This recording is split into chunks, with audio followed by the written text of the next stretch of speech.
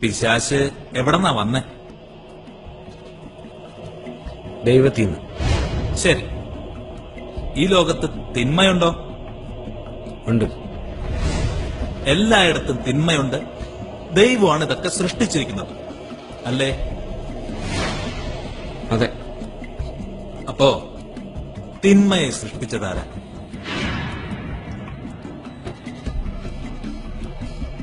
ഈ ലോകത്ത് അസുഖങ്ങൾ, വിദ്വേഷം, അസൂയ ഇതെല്ലാം ഉണ്ട്, ഇല്ലേ? അതിനെയൊക്കെ ആരാ സൃഷ്ടിച്ചേ?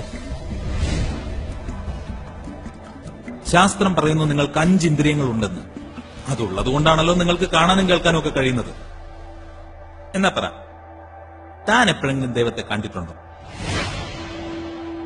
എപ്പോഴെങ്കിലും ദൈവത്തെ കേട്ടിട്ടുണ്ടോ? ഇല്ല. എപ്പോഴെങ്കിലും തൊട്ടിട്ടുണ്ടോ? മണത്തിട്ടുണ്ടോ? അനുഭവിച്ചിട്ടുണ്ടോ? ഇല്ല സാർ.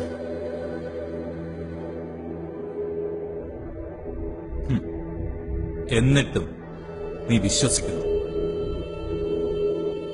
അതെ. Then, according to the empirical, stable, demonstrable protocol, ശാസ്ത്രം പറയുന്നു നിന്റെ ദൈവം എക്സിസ്റ്റ് ചെയ്യുന്നില്ലെന്ന്.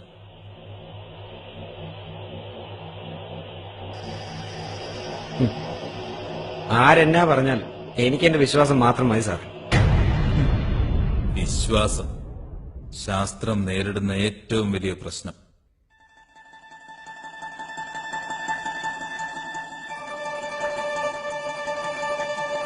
സാർ, യെസ്, ഞാൻ ഒരു കാര്യം ചോദിച്ചോട്ടെ. ഈ ചൂടെന്ന് പറയുന്ന അവസ്ഥ ശരിക്കും ഉണ്ടോ?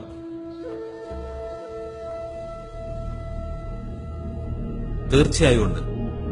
അപ്പോ തണുപ്പുണ്ടോ? ഉണ്ട്.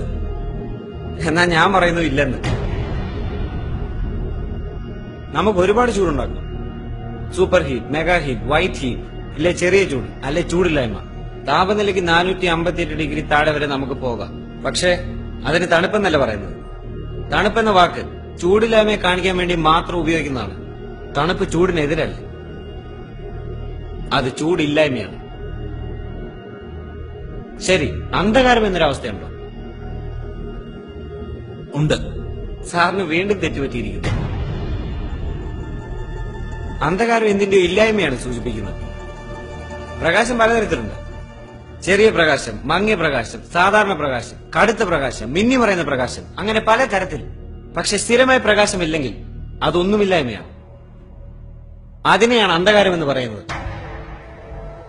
അപ്പൊ ശരിക്കും പറഞ്ഞാൽ അന്ധകാരം എന്നൊന്നില്ല. ഉണ്ടായിരുന്നെങ്കിൽ പ്രകാശത്തെ കൂടുതൽ പ്രകാശിപ്പിക്കുന്ന പോലെ അന്ധകാരത്തെ കൂടുതൽ ഇരുട്ടിപ്പിക്കാമായിരുന്നു. പക്ഷേ അത് സാധ്യമല്ല. So what is your point? നീ എന്താ പറഞ്ഞു വരുന്നത്? ഞാൻ പറയാൻ ഉദ്ദേശിച്ച ഒരു ചെറിയ കാര്യമുള്ളൂ സാറേ. സാർ ഇത്രയും നേരം പറഞ്ഞത് മൊത്തം മണ്ടത്തരാണ്. സൈലൻസ്. ശരിയാ, മണ്ടത്തരവാ. തെളിയിക്കാവോ? ദൈവത്തെ അളക്കാൻ കഴിയുന്ന എന്തോ ഒന്നായിട്ടാണ് സാറ് കാണുന്നത്. പക്ഷെ അത് അനന്തമാണ്. നമ്മളെ കൊണ്ടൊന്നും അളക്കാൻ സാധിക്കില്ല. ശാസ്ത്രത്തിന് ഒരു ചിന്തയും വിശദീകരിക്കാനും ആവില്ല. സാറ് തന്നെ പറ, സാറ് വിശ്വസിക്കുന്നില്ലേ മനുഷ്യൻ കുരങ്ങിൽ നിന്നോ ഉണ്ടായെന്ന്? Evolution process. സാറിന്റെ സ്വന്തം കണ്ണുകൊണ്ട് ഈ എവല്യൂഷൻ പ്രോസസ് കണ്ടിട്ടുണ്ടോ? ഇപ്പൊ ജീവിച്ചിരിക്കുന്ന ആരെങ്കിലും ഈ എവല്യൂഷൻ പ്രോസസ് കണ്ടിട്ടുണ്ടോ? ഉണ്ടെന്ന് തെളിയിക്കാൻ പറ്റിയിട്ടുണ്ടോ? അപ്പൊ പിന്നെ സാറ് പഠിപ്പിക്കുന്നത് സാറിന്റെ വെറും തോന്നലുകളല്ലേ, തെളിയിക്കപ്പെടാത്ത കള്ളത്തരങ്ങളല്ലേ? ഈ ക്ലാസ്സിൽ ഇരിക്കുന്ന ആരെങ്കിലും ഈ സാറിന്റെ ബുദ്ധി കണ്ടിട്ടുണ്ടോ? ആരെങ്കിലും സാറിന്റെ ചിന്തകളെ കേട്ടിട്ടുണ്ടോ? തൊട്ടിട്ടുണ്ടോ? ആരുമില്ല. അതുകൊണ്ട് according to the empirical stable demonstrable protocol, സാറിന്റെ ശാസ്ത്രം പറയുന്നു സാറിന് ബുദ്ധിയില്ല, വിവേകവും ഇല്ല. പിന്നെ എന്തിനാ സാറേ സാറോട് പഠിപ്പിക്കുന്നത്?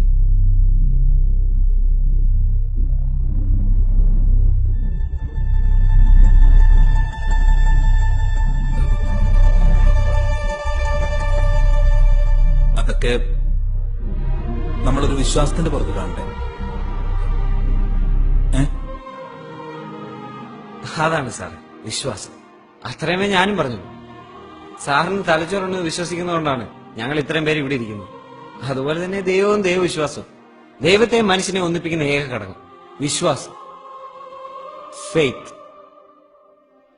ഞാനും ഇവരും ഞങ്ങളുടെ മാതാപിതാക്കളും എല്ലാം ജീവിക്കുന്നതിനുള്ള ഏക കാരണം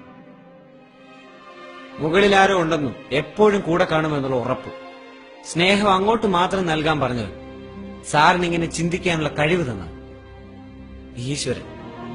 അതുകൊണ്ട് ഞാൻ 5 മിനിറ്റ് ലേറ്റ് ആണെന്ന് പറഞ്ഞ് പുള്ളിക്കാരനെ ഇല്ലാതാക്കല്ലേ സാർ.